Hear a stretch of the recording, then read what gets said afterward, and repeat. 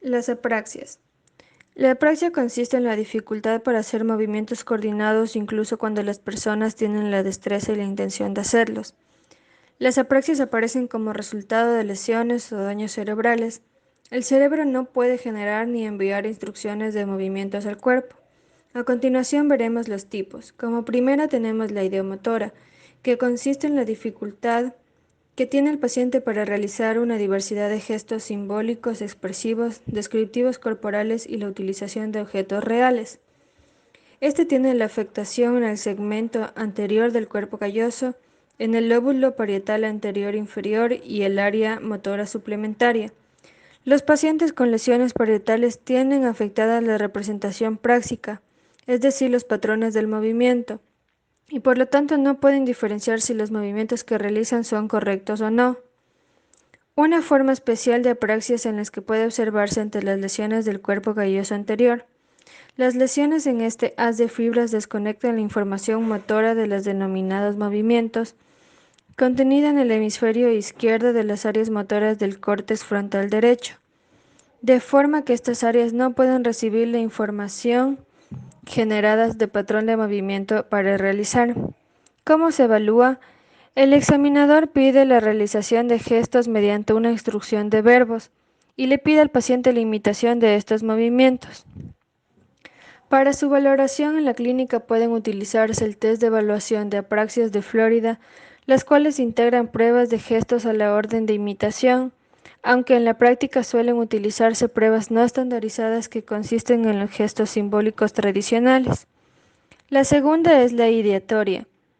Este tipo de alteración consiste en la capacidad de llevar a cabo movimientos en secuencia, ya que aquí los pacientes muestran una planificación de acciones desordenadas, implica imposibilidad de usar objetos, con aparición de gestos inapropiados e incoherentes.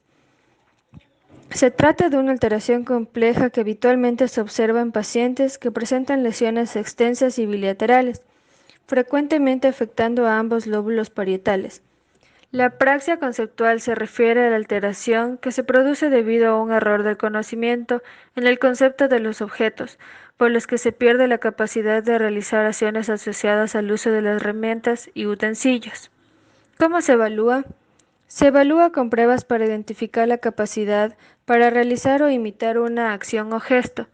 Esto se puede evaluar con pruebas destinadas a valorar esta capacidad, como el test de discriminación de gestos que permite valorar la discriminación entre movimientos correctos e incorrectos y la comprensión e identificación del gesto realizado por el examinador.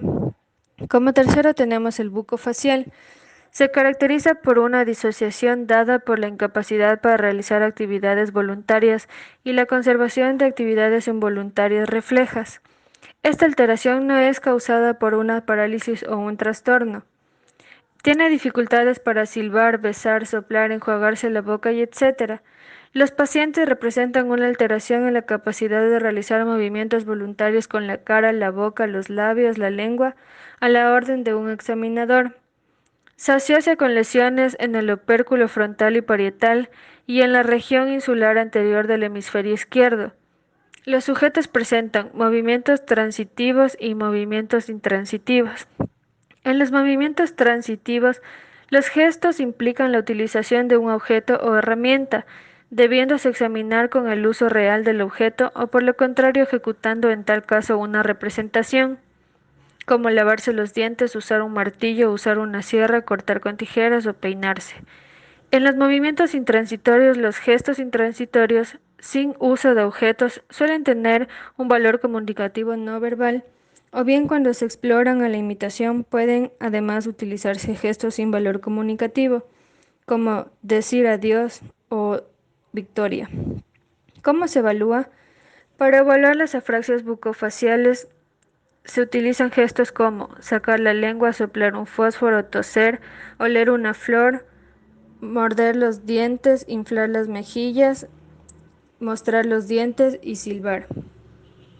Apraxia constructiva consiste en la capacidad de organizar la información espacial y llevar a cabo actividades de visoconstrucción. Las áreas corticales afectadas, lesiones en la corteza parietal, mayoritariamente en el área derecha, aunque existen algunos casos que tienen apraxia constructiva a izquierda. En los casos de las lesiones parietales bilaterales, la apraxia siempre está presente. El paciente puede presentar incapacidad para planificar los gestos que permiten obtener una determinada construcción. Presenta desintegración en los gestos normales implicados en dibujar un objeto de manera espontánea o un modelo. Construir cubos con palillos, construir rompecabezas o moldear un barro. También presenta incapacidad de organizar el movimiento con el fin de conseguir la construcción. Se evalúa la capacidad de llevar a cabo tareas constructivas como dibujar, montar una estructura bidimensional o tridimensional. En este tipo de apraxia también se ven implicadas otras funciones cognitivas, tales como la atención, concentración, la percepción y las funciones ejecutivas. Suelen utilizar dos tipos de pruebas especializadas en la detención de la apraxia constructiva.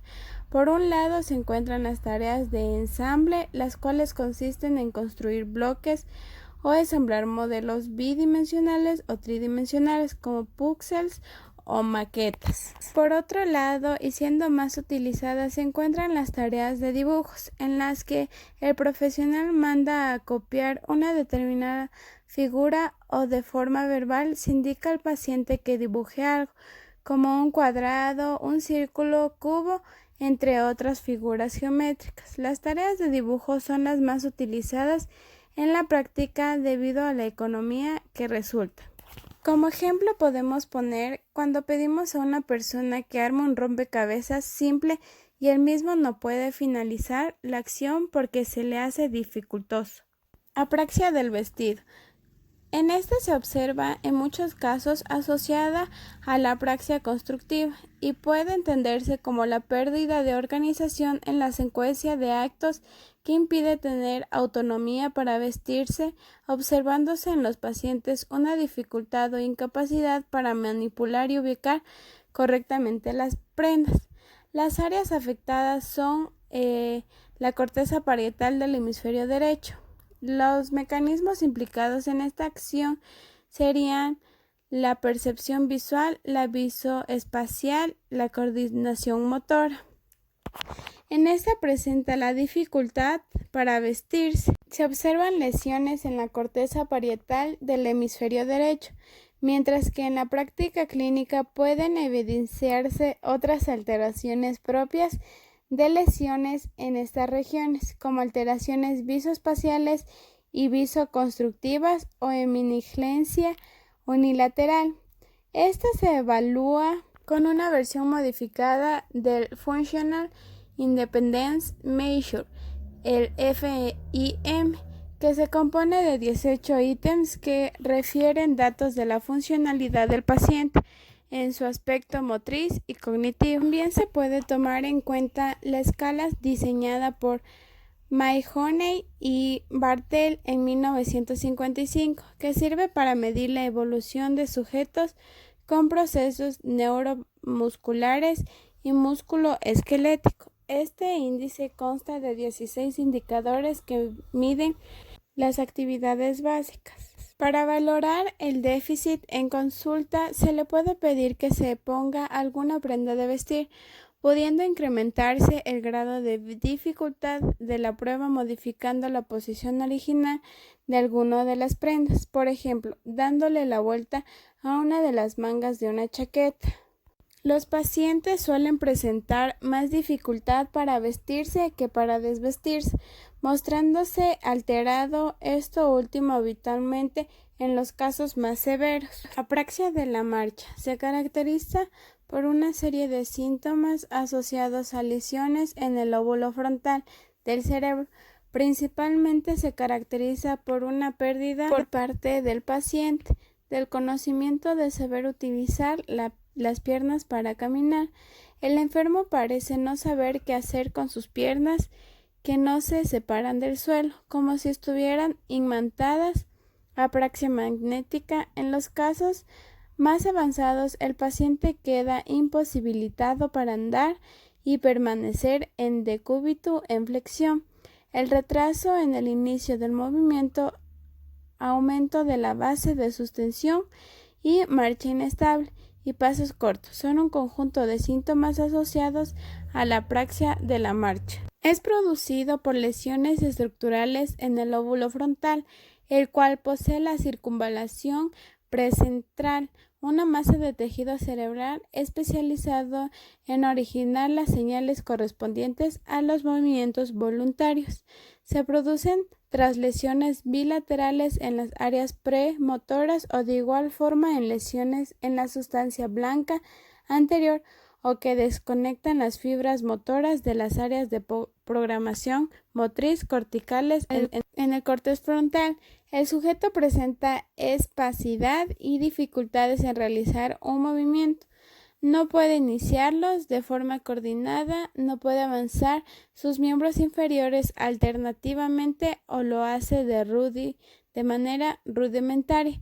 Es frecuente observar al paciente como si tuviera pegados en el suelo los pies.